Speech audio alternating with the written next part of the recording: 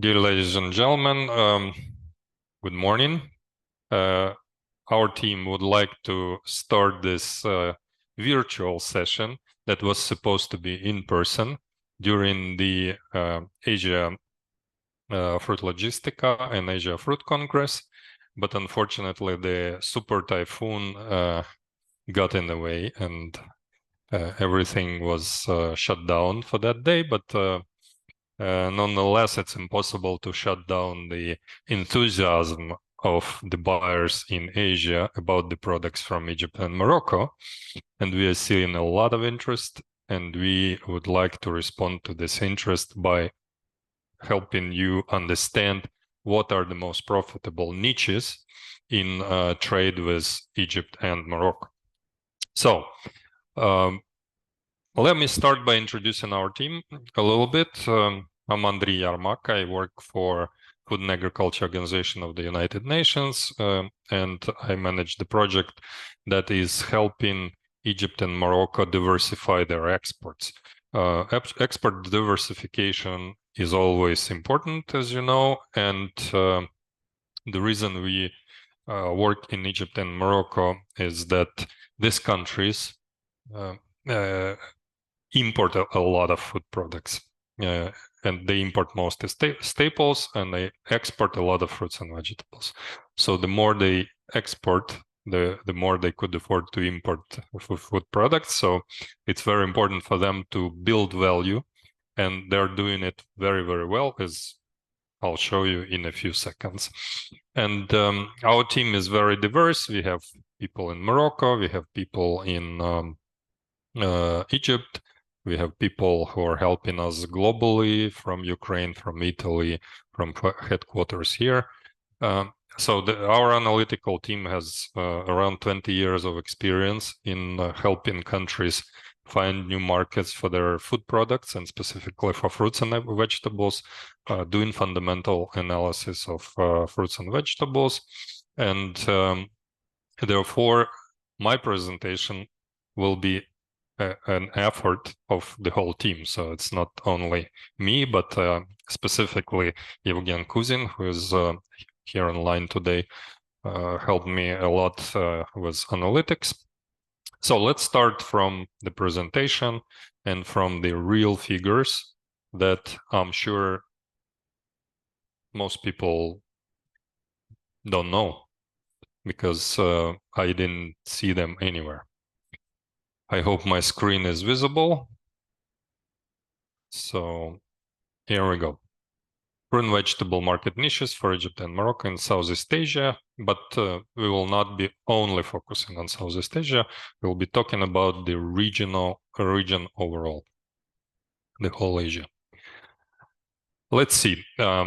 Before we go into the details, I'd like to say a few things that are very important for the context of this presentation.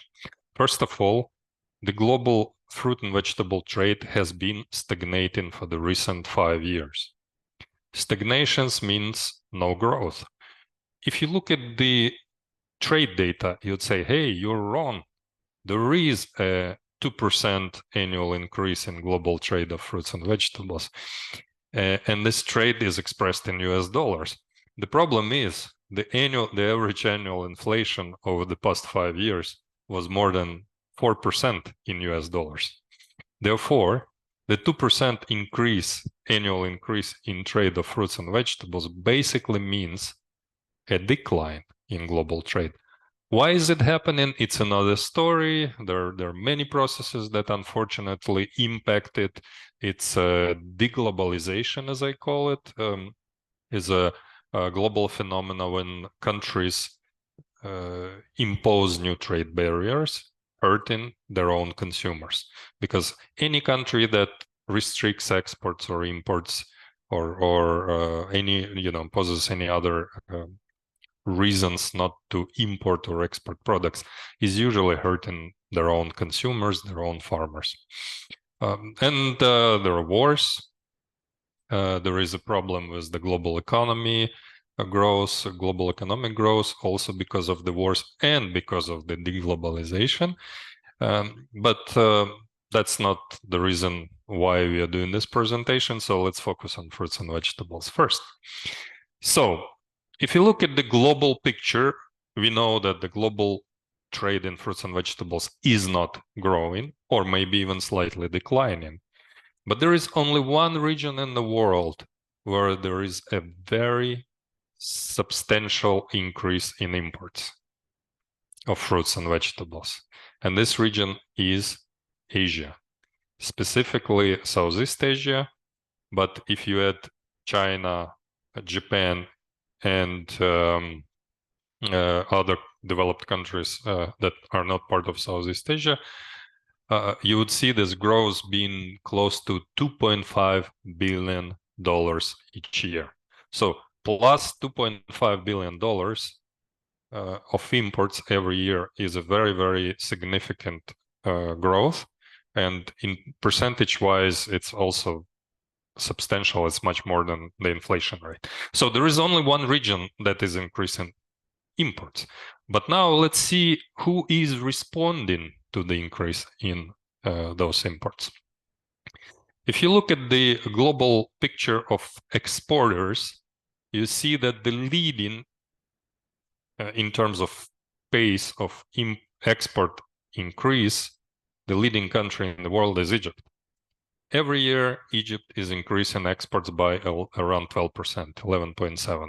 And that's an average for the past 5 years. Every year, Egypt is exporting more than $300 million worth more of fruits and vegetables. Morocco is among top 4 with 255 million increase each year and 8% increase each year. There are many questions you may ask about this chart, and if you have them, email them to me. I'll leave my email at the end of the presentation, because I can spend probably an hour explaining this because each country is very interesting. But the main thing that you should remember from this presentation is that every year from the 2 countries we work with, there is $580 million more of exports for fruits and vegetables. And when we say fruits and vegetables, this does not include nuts. It does not include the dry beans, which people are mistakenly often include in this calculation.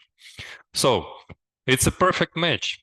Asia is increasing imports.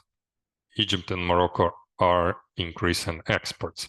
That's why we think that Egypt and Morocco should be much more active in Asia in making their products available. I mean, it's easier said than done, and this is why we looked into each of the products and tried to determine, okay, where are the immediate opportunities and where are the opportunities that you could work on to make them, interesting for the future. So, but before we go into each product, let's think, why is Egypt and Morocco, are Egypt and Morocco so competitive, and why are they increasing imports so fast?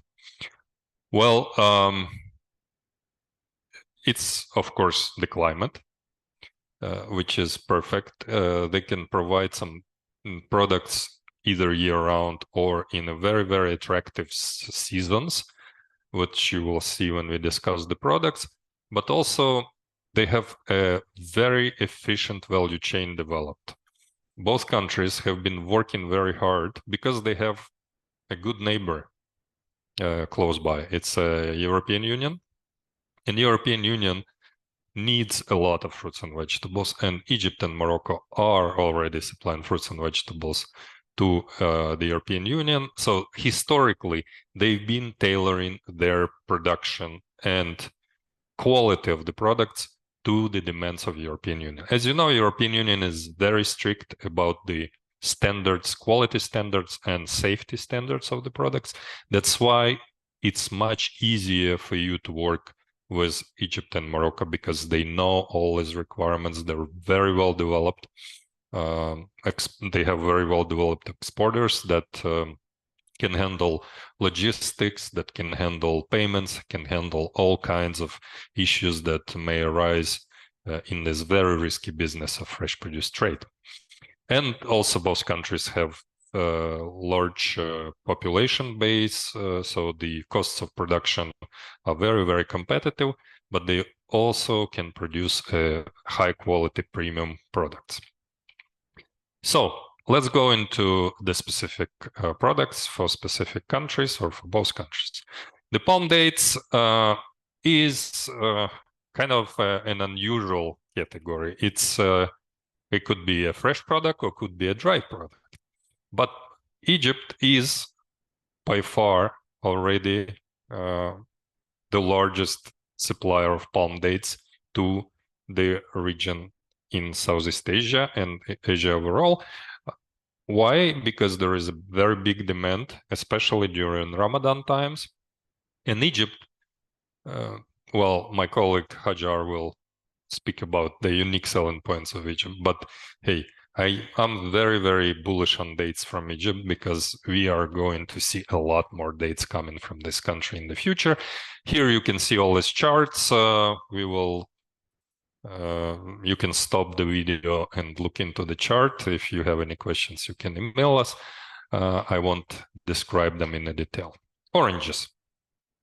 As you know, Egypt is one of the largest exporters of oranges in the world, and it's already a #2 supplier of oranges to Asian region.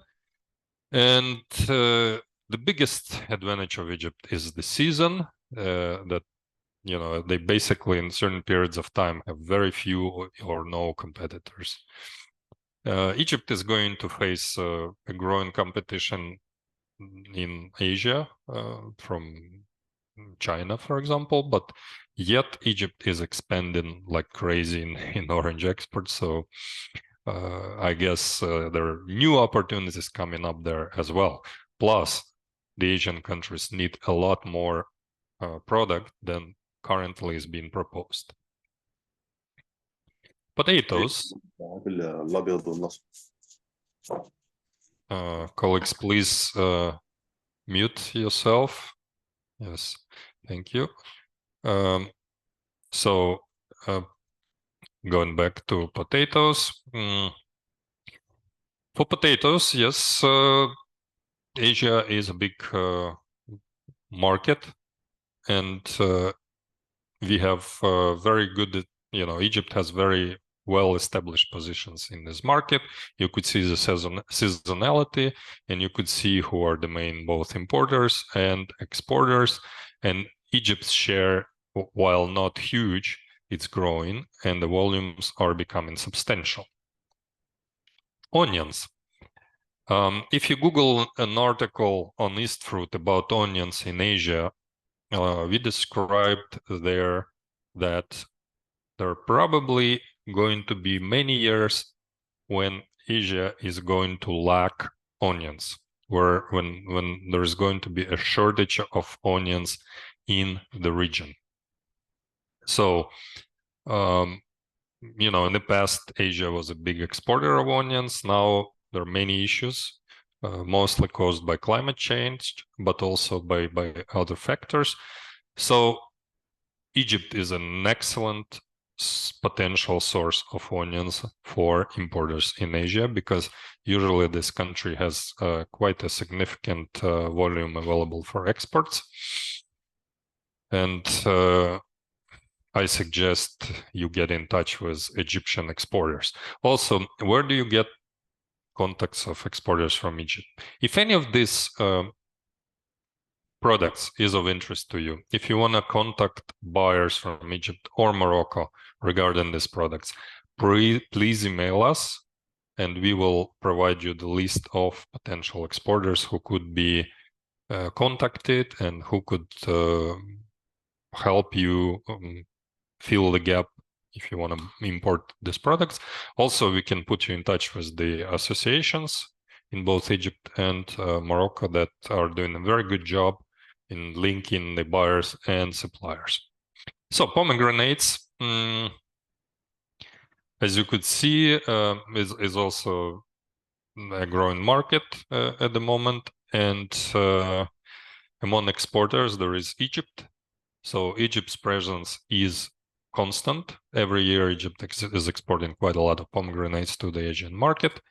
And we think that pomegranate is one of the products that may see a pretty good development in the future because it's one of the superfoods. There is a lot of buzz about them, about the health implications of consuming pomegranate. So, look it up and keep focusing on this product, and remember that you can buy them from Egypt.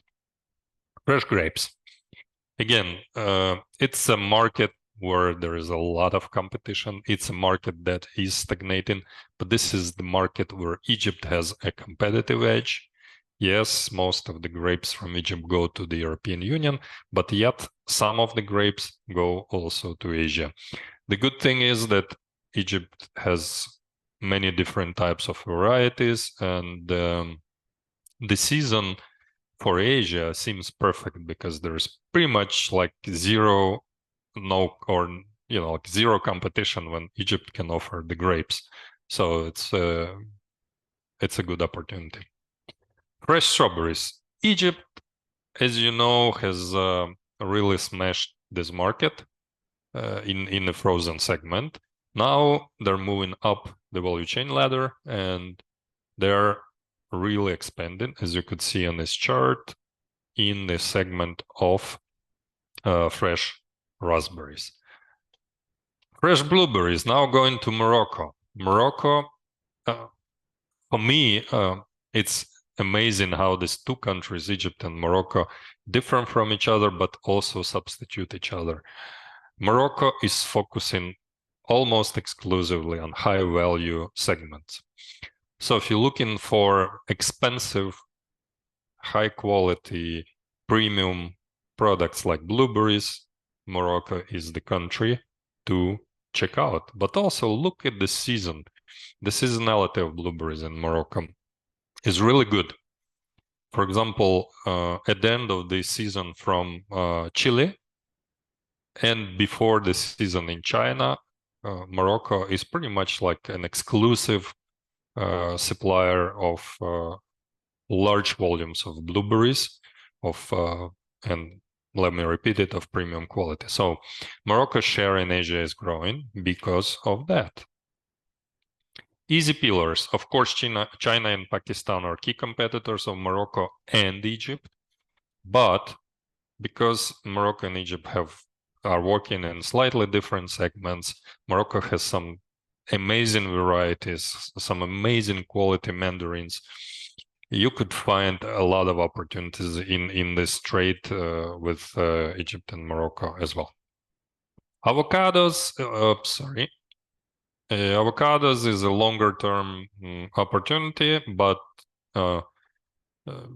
Morocco is an important exporter. So if you are interested in exploring these opportunities, if you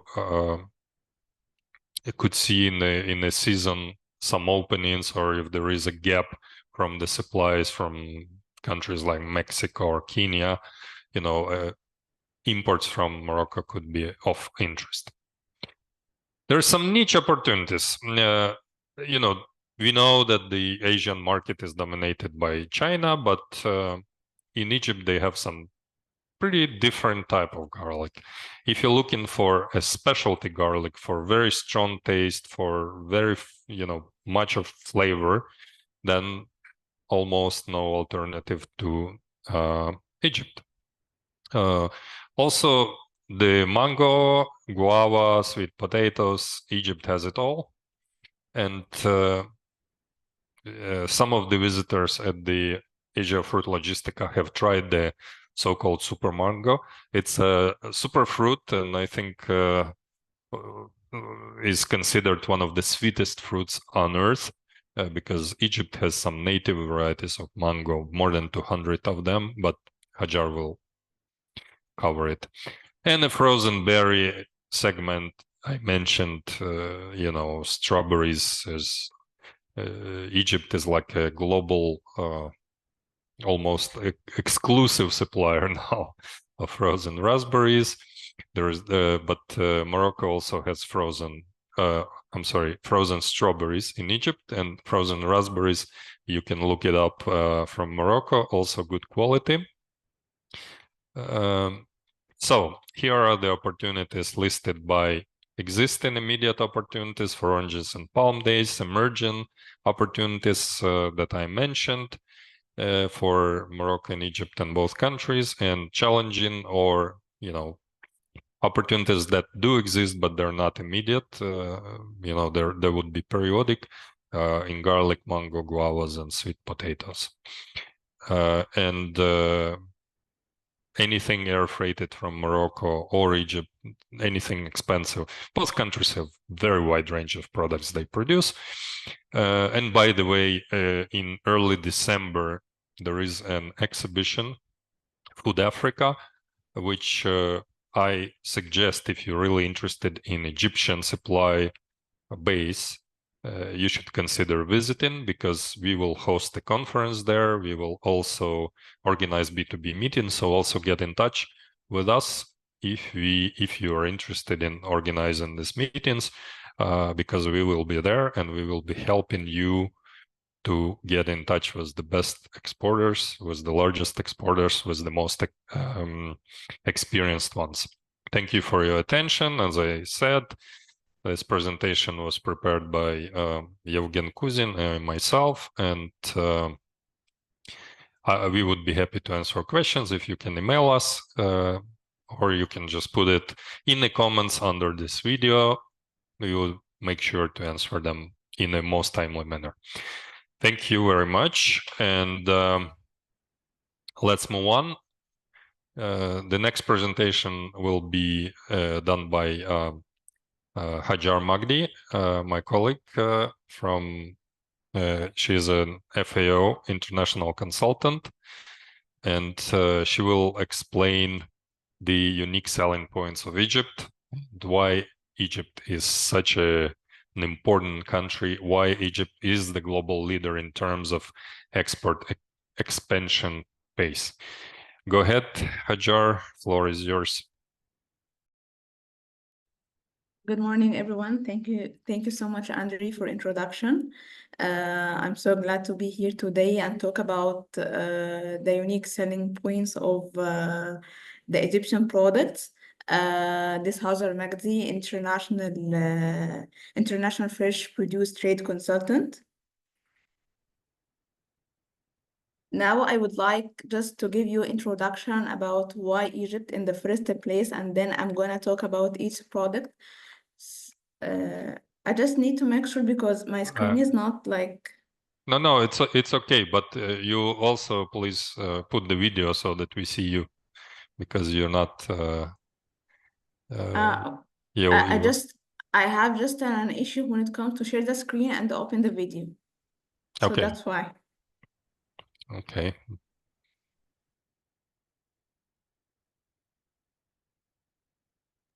Go ahead. It's not like it's not working. Do Alt Tab. Yeah, fine. Now, if I'm gonna talk about what are the unique selling points for Egypt in general without going for each product, because Egypt exports about 80 products to 180 countries worldwide. So if you are looking to find a supplier with the quality to the price ratio, you will not find any supplier other than Egypt. First place, because Egypt offers high quality agriculture products at competitive prices due to the favorable growing conditions, skilled labor, and efficient logistics, which makes Egypt export highly attractive in terms of value and production, as well as seasonal availability all year around. And if we are going to talk about the quality and safety, for your information, the main market for Egypt is the European market. And for sure, all of us know that the standards and quality standards for European market is really challenging. So that the main export market for Egypt is Europe. which means that Egyptian exporters are well versed in meeting this challenging European quality, safety, environmental standards, as well as sustainability standards. And this compliance enhanced the trust and reliability in Egyptian products. And one of the main points for Egypt that we have a lot of product that we can provide all year around.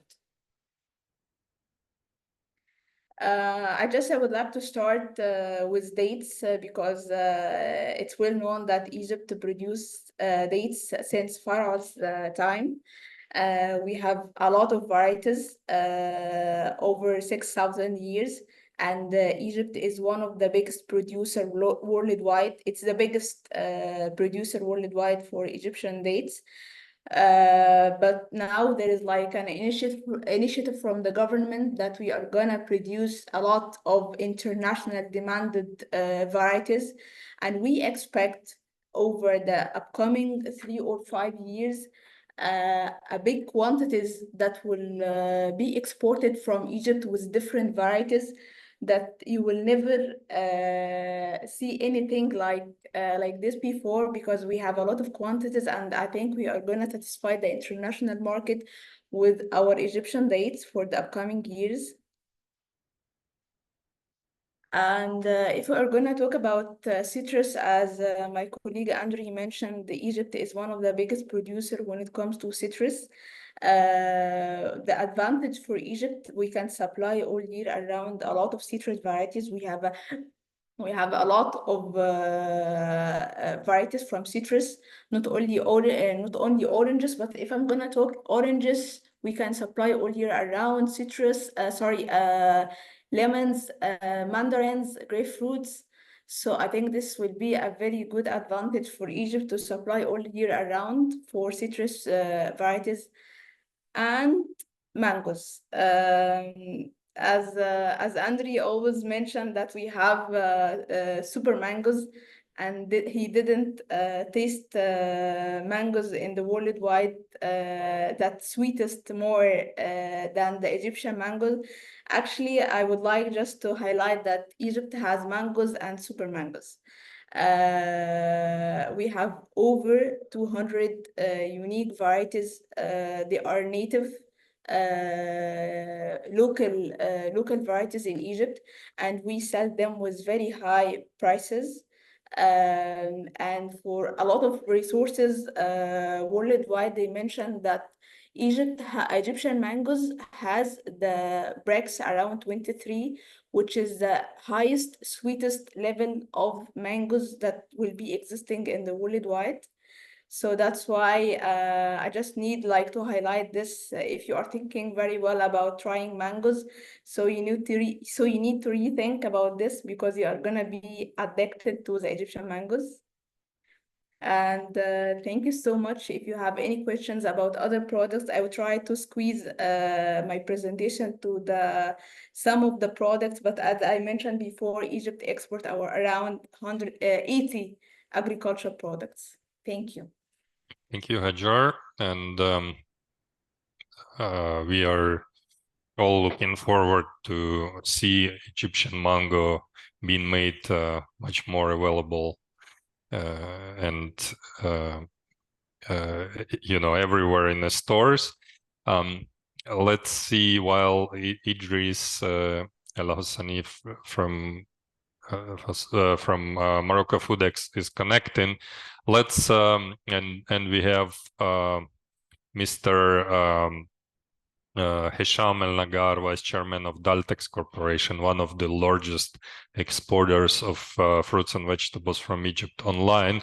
Let's ask him a few questions. We cannot. Hello. Yes, Idris, please mute for now and start your video. Just making sure my mic is working. Thank you. Yes, thank you.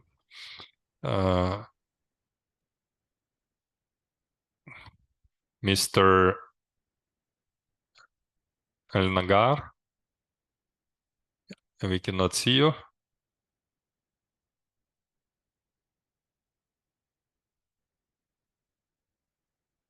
Hajar, can you please check with your colleague? Yeah, sure.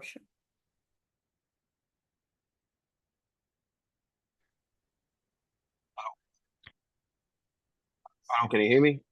Yes, we can hear you Yes. and we can see Yes. you. Thank you very much. I'm sorry, currently in Astana, Kazakhstan. I see. So you're in Asia. That's the good news. Yes, I'm in Asia. I'm in Central Asia now. Yes. Thank you very much for having me here, and I'm available for any questions to know regarding actually my position, not only the vice chairman of the company Deltis, I also the vice chairman of the Agriculture Export Council, which is the council that is representing all exporters of Egypt. And I'm here with the hat of the AAC, not only Deltis. So if you have any questions, thank you very much for the presentation. You made our country look very nice and very beautiful in the product that we have, which is true. Nothing has been exaggerated.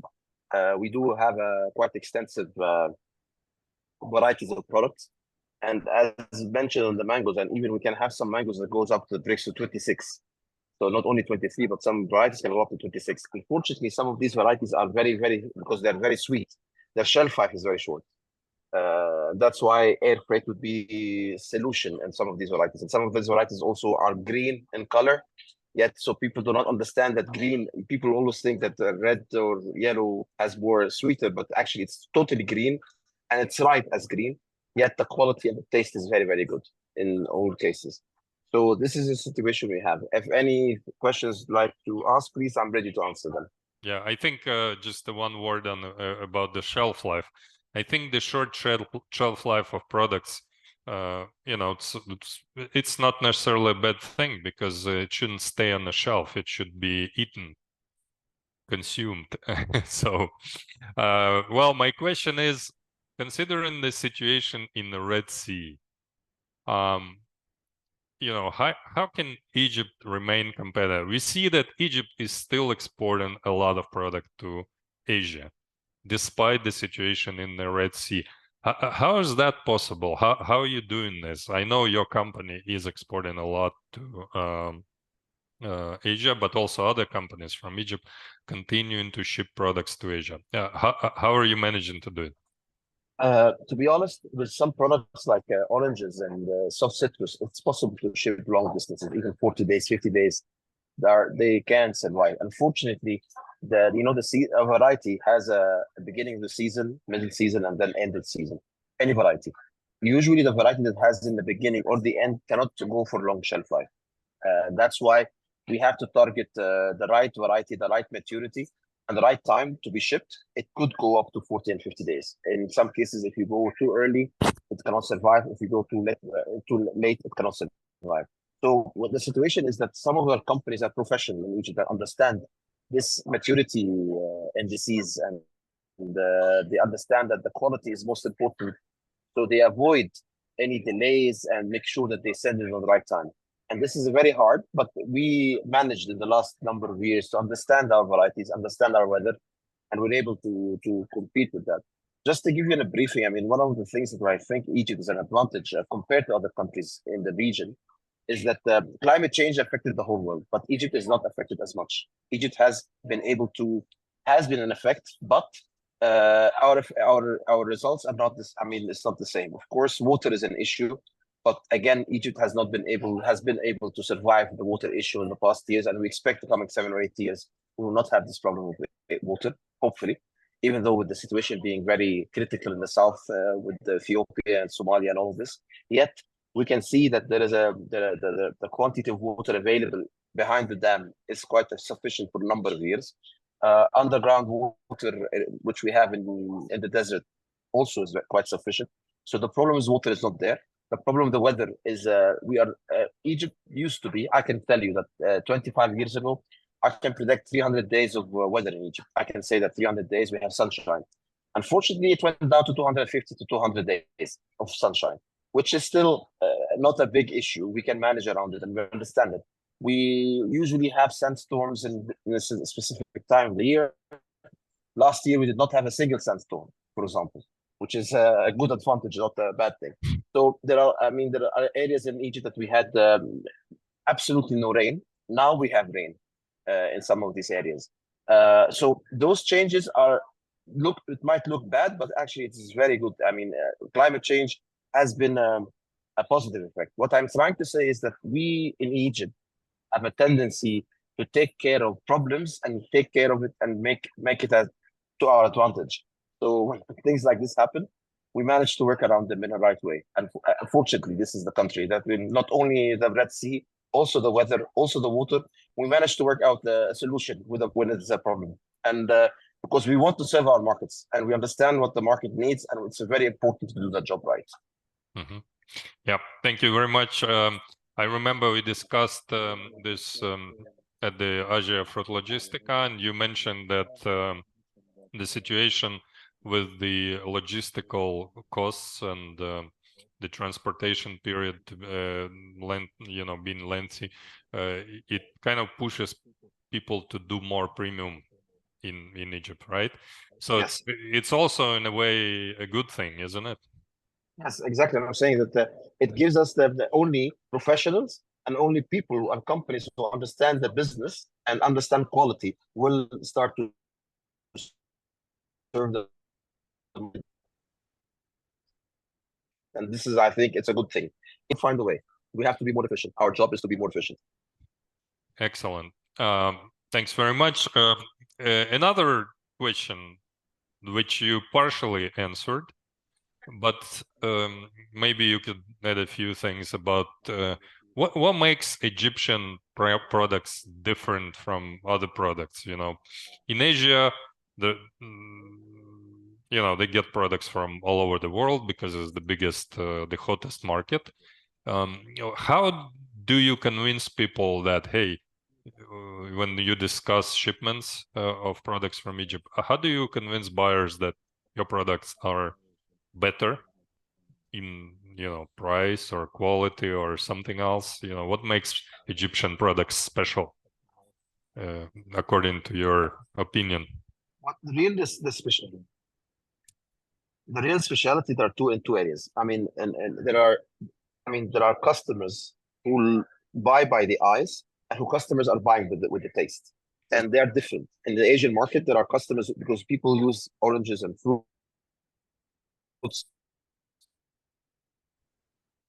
as a gift in some parts of Asia, and some very important, not only the looks. So what we can say that Egypt, we offer a very good tasting product. Our quality is not only in the way it looks from outside, also in the taste of the product. We have quite a quality product that is existing with the right taste, and we expect that because of the taste, like we're explaining the mangoes, for example, the time is not the same, but and very good for the country that we have the right flavor. Secondly, what I was just trying to describe earlier is the competitiveness. We have a product that is competitively available in the market.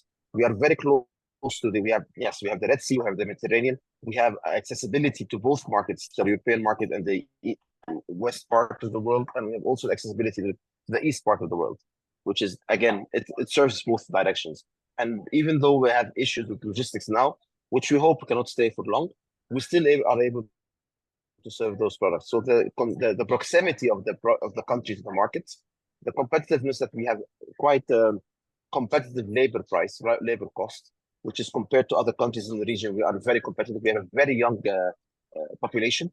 The average age under the age of 35, from between the 18 and 35, is about 65% of the population, which is quite high. And if not saying this, most of them are skilled or at least have high school education, or if not have university degrees. So they're not only abundant, but also they have the high quality and high skill. In the past, agriculture was not a very, was not sexy for a new graduate to go outside and start working. Now in Egypt, it's become very popular. Agriculture is becoming very popular in the country because it's access to dollars. So there's a lot of people who are like to be involved in agriculture, not anymore like it was before. Dollar is a big issue. So people are trying to access the dollars. So there is a lot of younger people, younger teams who are willing to come into the business. And this gives you a very highly skilled, competitive labor market, proximity to the market, efficiency, and quality and taste of the fruit itself. or as I mentioned earlier, there's the issue of the water availability. It's not a risk. It is a risk, but not high risk so far, and has been doing well so far. Last but not least is the food safety. The systems that has been applied in Egypt regarding how the safe products are and how the products are applied with safety procedures of the quality, on the residues and the chemicals and fertilizers being used, it has become very, very effective measures for two reasons. One, they are becoming more expensive, so people are using it less. And two, it's because a lot of the farms and the growers in Egypt understand the international standards of how to use the right chemicals, the right time, the right approach. So that everybody's careful not to do anything because everybody wants to export.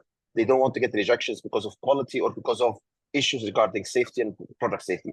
So in short, we have a product that is safe, a product that is competitive, a product that has high quality of taste, and it's able to serve markets in different directions. I'm trying to make it as short as possible, but this is why we are different. No, it's a very extensive explanation, a very good one.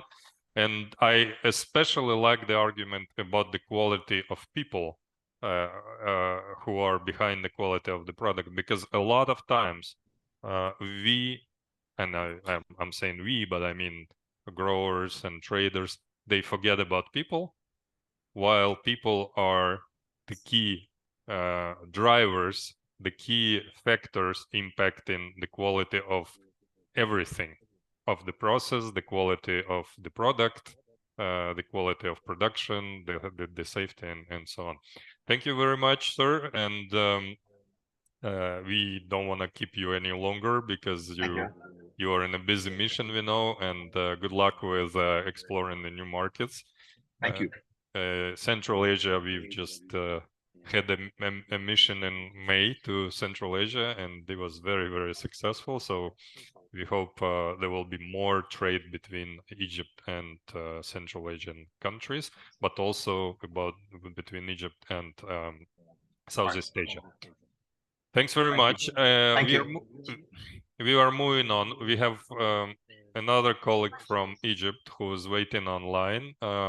Ashraf, we will give you a floor a little bit later, but we will now move to Morocco, because Morocco is one of the most amazing countries that many people who've been to would like to come back to, but also because Morocco is one of the leading exporters of fruits and vegetables. In some of the countries of the European Union, Morocco is like #1 supplier, and they've been expanding exports predominantly in the premium categories. So I'd like to ask our dear colleagues from Foodex Morocco, is an organization that helps promote exports of different types of products, not only fruits and vegetables from the country, but also promote the country and its image globally, and they're doing it really well. So I'd like to give floor to Idris El Hassali, who's going to give you a brief presentation, and later on we'll ask some some questions about why is Morocco doing so well, and how can Morocco satisfy part of the demand. We don't expect Morocco to satisfy all of the growing demand in Southeast Asia. And Idris went all the way to Hong Kong to the exhibition, and he's seen it with his own eyes very recently, so his impressions are very, very fresh. So Idris, please, the floor is yours.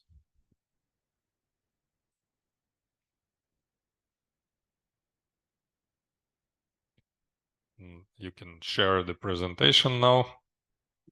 Well, hello, everyone. Hello, Andre. Thank you for this introduction for Morocco. I will share presentation. Just a moment, please.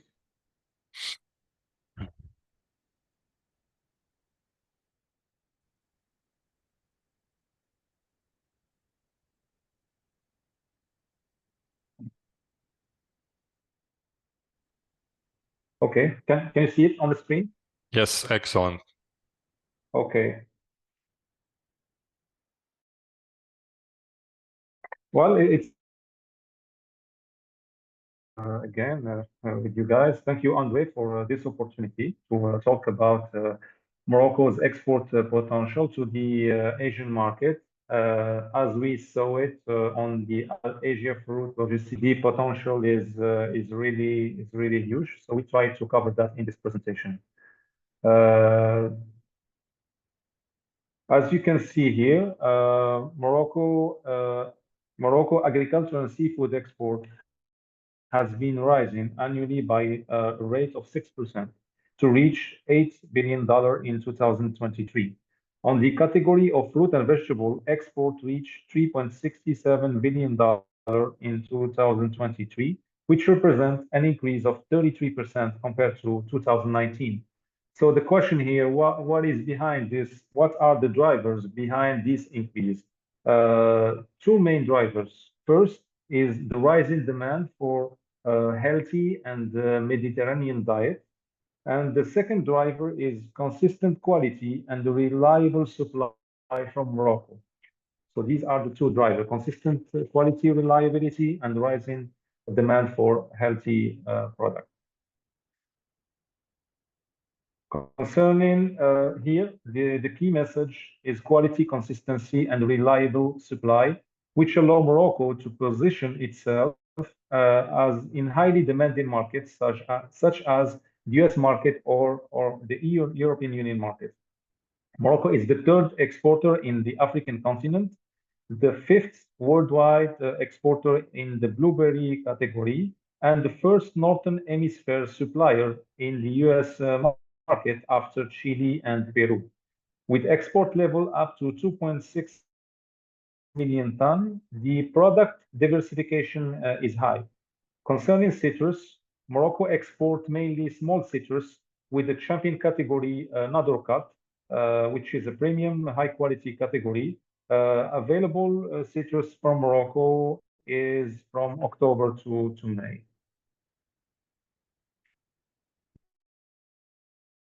As you can see here, the key message is that Morocco frozen strawberries driving export increase in Asia. Oranges and mandarin are also exported by Morocco by 9 modern conditioning stations. The potential, as you can see, for blueberries is huge, given that Morocco exported 23-24, 67,000 tons, with a value of estimated around $400 million. Although export to the Asian market remain limited only to 1.2 thousand tons, and which means that and to position this category of product in the Asian market is very, very important. In terms of prices, FOB, as you can see here, Asia market compared to the European market. The Asian average FOB price for Moroccan blueberries export is around $12 per kilogram, compared to only $6 per kilogram in the European toward the European market. So with sales prices in retail, we saw it when we visited the supermarket in Hong Kong. The retail prices are very, very high, and the range goes per kilogram for blueberries, and sometimes can go up to $40 per kilogram for premium categories. So this means that the commercial margin is very comfortable, and then the potential to increase export is very, very important. In addition to blueberries, Morocco also could provide other berries such as blackberries and raspberries. Now we'll talk about logistics. It is important for moving product from point A to point B. Export logistics for Moroccan blueberries, we take this example, are mainly shipped by air. The average cost is around $1.3 per kilogram, which could be easily included in the price structure. As we saw earlier, the retail prices are very very high, which could cover the air shipping cost by air shipping cost. While for Moroccan oranges are shipped by sea, by container, with average price of $0.12 per kilogram. This method is adapted for oranges, which prices are way lower than. Also in the logistic category, a quick note here for Morocco competitive export platform, Tangemed. This port is very competitive and ranked 19 out of 500 containers worldwide. Hong Kong port is ranking in number 11 and Shanghai ranking is number 1. Well, in conclusion, Morocco is a reliable supplier with consistent quality. Logistic by air or sea allows Morocco product to reach Asian market. Two export champion already reaching the Asian market, blueberries and citrus. But the potential for increasing further this export is very, very important. Potential product for air shipping include all premium products, specialty tomatoes, peppers, and all high quality clementine, all premium products that can be sold at high retail prices are and are adapted for the air shipping method. Also, other export opportunities include avocado for shipping by sea. Well, this concludes our presentation. I hope you feel inspired to explore the potential of the Moroccan agricultural product in Asia. I think the introduction of our institution was already done by our expert, Andre. We are mainly in Morocco with its public institution under the Ministry of Agriculture in charge of quality inspection, technical control, and export promotion via trade shows and other trade facilitation missions. We put here a link for all the Moroccan exporters if you wish to reach out directly to them, or you can reach out to us via our website. And thank you for your attention. If you have any question, we'll be happy to answer. Thank you. Thank you very much, Idris. And yes, we will have, you can cancel your presentation at the moment. We will have some questions, of course.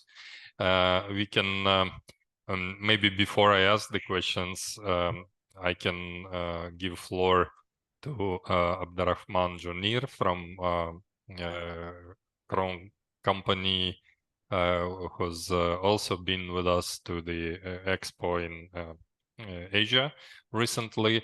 Maybe he can share some of his first-hand impressions about why he thinks and which products from Morocco could be really suitable at the markets of Southeast Asia. Go ahead, Abderrahman. Yeah, with a pleasure. Many thanks, Andre, for the welcoming. Hi to everyone. Andre will show just a small slide of mine, if it's okay. Yeah, go ahead. I hope you can see the screen. So as you mentioned, Andre, the Asia market, it's a big market for Morocco. Why? As you mentioned, also for the blueberries. Blueberry Moroccan one, it's very famous with the tastes, premium category. And we have like such sequoia, which variety is very, very famous in Asia. And everyone likes it. It's a big caliber, very, very sweet, breaks until 18 for the blueberries. Normally, it's not a usual normal one. Like if we speak about other countries, Peru or Mexico, it's, for example, until 14, 15 in the breaks. Also for the raspberries, it's also a big potential market for us, Asia. We have like a new technique which we sent from Morocco to Singapore or to Hong Kong. We did it with special packaging, which raspberry can survive and arrive in a good conditions. How do you send it? Is there a direct cargo, or do you go through Europe? No, direct cargo. We work with 5 air companies, freight companies like Emirates, from Morocco to Dubai, from Dubai to this country, or from Morocco to Abu Dhabi, or with Turkish Airlines to Istanbul, Doha. So it's not direct, it's still with stopover, right? Stop. It's like sometimes with 3 hours transit time, Okay. but it arrives in a good condition. But what's my opinion in the future will be a big potential for Morocco? It's the baby plum and round tomatoes. We saw in every supermarket in Hong Kong, in Singapore, they also like this baby plum tomatoes, and we see only the Netherlands is there.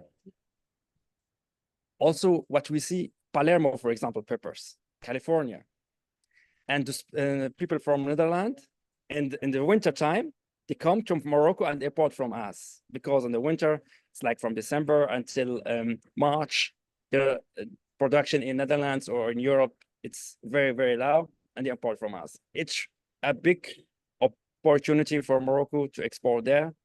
And as you say, it's the quality, the price, Moroccan prices. We see the price, quality, and the service. Yes, and the last one is mandarins. As my colleague Idris said, Nadakot, which the variety is very known by premium quality and a long shelf life. Yes, and the last but not least, it's avocado. We have which starts like from November until March. We work a lot with Hass, which is very famous, also very popular in Asia. And my opinion, it's this like what I said, blueberries, raspberries, baby plum tomatoes, round, Nadakot, and avocado will increase in Asia. If everyone to say we are from Morocco, yes, good blueberries. We have excellent. Okay. Yeah, it's excellent to hear it. And now, I was yesterday in a meeting or an international blueberries meeting in Tanja with Mr. Idris. Morocco is now investing in 2,000 additional hectares for the blueberries. Nice. Yes, that's we will be a leader. Now we are the 4th or 5th in the whole world. But in the future, I think in 2027, it will be more, other 3,000 hectares additional. And Peru, it's now the largest one with 20,000 hectares. And we hope in 2030 will be the number one. Morocco is working hard on it. We have like a small issue with the water. Actually, it's not small, but now the government is working on to use the sea water, and it is working excellent in south of Morocco. And now we have a big project now until 2028. Yes, as my the colleague from Egypt, he said, the issues we have to transform to like opportunities. And yeah, thanks to God, this summer it was not very hot. Actually, last year it was very hot, which the harvest was like 3 weeks, 4 weeks after plant. But now we are in a program, and we hope for both sides, Egyptian exporter and also Moroccan exporter, that we have like a great campaign, and wish all of us the best. And we are, like I say, Moroccan and Egyptian, we are like partners. What we have, they don't have, and what they have, we don't have. That we have to find what makes us stronger and go ahead together. Yes, I agree. Thank you very much, Abdurrahman. And so I take note of what you said. Basically, it means that within a few years, there will be a huge increase in volumes of blueberries supplied from Morocco, which is a very important message, because blueberries remain for many years #1 product in the fruit category in terms of consumption increase. So the consumption is increasing, and Morocco is responding very well to the consumption increase. In Asia, it's also happening, and in Asia, blueberries are more and more popular. The second note that I took from your presentation is about plum tomatoes. We just had a seminar yesterday with Polish colleagues who are saying that after Morocco entered Polish market, it has changed the perception of taste of tomatoes. And now tomatoes from Morocco are purchased specifically, this type of tomatoes are purchased specifically for in the categories of consumption where the taste is extremely important. So they're like a number one choice. And I know that for Asia, and I also see that because I've been to the production, to the greenhouses and to pack houses in Morocco, and I was extremely impressed by how well everything is organized, how seriously the issues of food safety are taken, how seriously the sustainability certifications are considered. So I'm really bullish on these two categories, and I think for Asia we will see a lot of expansion here. And anything that you can air freight, anything expensive, anything premium. I mean, raspberry, for example, is my favorite fruit as a consumer.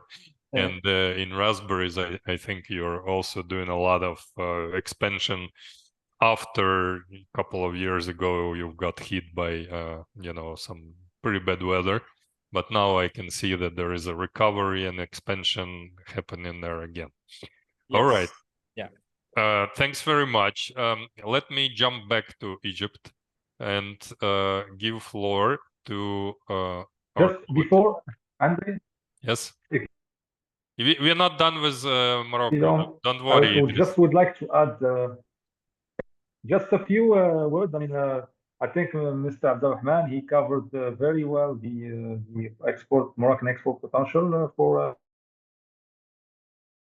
the product who fit for the Asian market. Just to give you some further insight regarding the blueberry, as my colleague Mr. Abdulrahman mentioned, yesterday we were attending the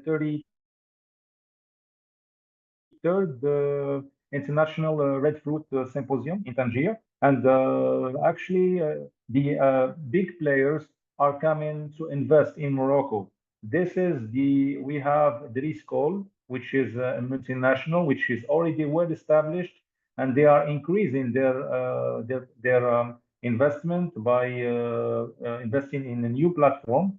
And we have a new player coming to the country, which is North Bay Produce, which is also a big multinational. And these players or these companies, big companies, are interested to connect the Moroccan potential, including blueberries, with the Asian market of coming investment of around 2,000 hectares of blueberries. The total area expected very soon in the midterm will be up to 7,000 hectares, which means we will see blueberry. We hope to see blueberries export rising into the Asian market. So this is just to give you some insight about the blueberry Asia connection. Inshallah. Thank you. Abdurrahman, please cancel your presentation. Just escape. Yes, thank you. And Ashraf, are you with us? I think your recent visit to Fruit Logistica Asia was very interesting, and I know that you've met a lot of people, and I think you can give additional comments about why you think products from Egypt would be competitive in the Asian market, and which product. Maybe there are some products that we failed to mention. So please go ahead and introduce yourself and explain why you think Asia is an interesting market, or maybe not an interesting market for the products from Egypt. Okay, firstly, thank you very much, Andre, for this useful presentation. I am Ashraf Fathy, the sales director of Queen Tea. This is an Egyptian company specialized in exporting fresh produce, fruits and vegetables. Okay. Actually, my visit was a bit short. So during the Asia Fruit Logistica, as you know, I attended in second day and third day there was the typhoon. But actually it was very useful, okay, because we have an insights of a new market, okay, and we have discovered a new culture of products. Regarding the products that I think it will be competitive, I think everybody there, when I say that I'm Egyptian, they ask me about the oranges, okay. Also, one of the Egyptian product that I think it doesn't have its full rights is the mango, because we were standing with some people there. They show us their mangoes and they show how sweet it is and how the brix is very high. But I think I never tried a delicious mango as the Egyptian one. So I think this is need to have more publicity. Everybody should know about that. Yeah, we were prepared. Overall, we were prepared to let people taste our, Egyptian mango during the session, but unfortunately, the super typhoon was against this. I think the super typhoon is working for competitors of Egyptian mango. Yes, that's correct. Yes. However, for the exhibition in generally, it was a good opportunity to search networking opportunities and connect with the industry professionals, and to check market insights, as I have said. Other thing that I think also we have some potential regarding the pomegranates. We understood also, because as Mr. Hisham spoke before, that somebody decides by his eyes and somebody decides by test. So I think that people in Hong Kong especially, okay, I saw everything was high decoration, looks very, as you see, illustrative. The product looks very nice. I think this also found something to take care about when we try to tailor or customize our product when we target such markets in Central Asia. But overall, it was a very good opportunity to check a new market and see new products. Okay, in Egypt, our location, our strategic location in Egypt, this is give us an advantage to export to several markets.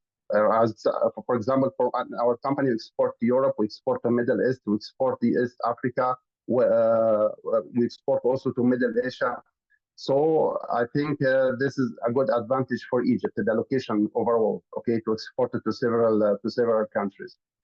So, however, it was a very short visit, but it was very useful to understand the market's needs and the market's trends and strategies. About that. This is my small opinion regarding our visit to Asia Fruit Logistica. Yes, thank you very much. I think I think the category of products that we have not covered today, but which might be of interest in the future, are the products that are very popular in Asia, but are not produced in Egypt, and which Egypt could introduce in their production systems. But this is a longer term perspective. But I think after visiting Asia so many times, I think that both Morocco and Egypt should consider these products, growing these products in the future, introducing them to markets in Asia. Also, there are some products that are extremely popular on the local markets in both countries, but which are not really being exported because they're considered like local product, but they could be very interesting specialty product, in the markets of Asia specifically.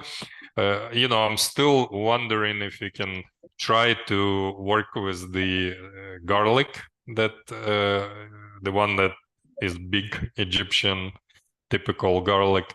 I think if you manage to peel it and somehow preserve it, and then that peeled product, it could go really well in Asia for the HoReCa segment. But this is something niche, something small that could become large if somebody takes an initiative and makes it a successful market test. Because I know that people in Asia, they love the flavory, the strong taste products. And that garlic could help chefs around the world develop this kind of products.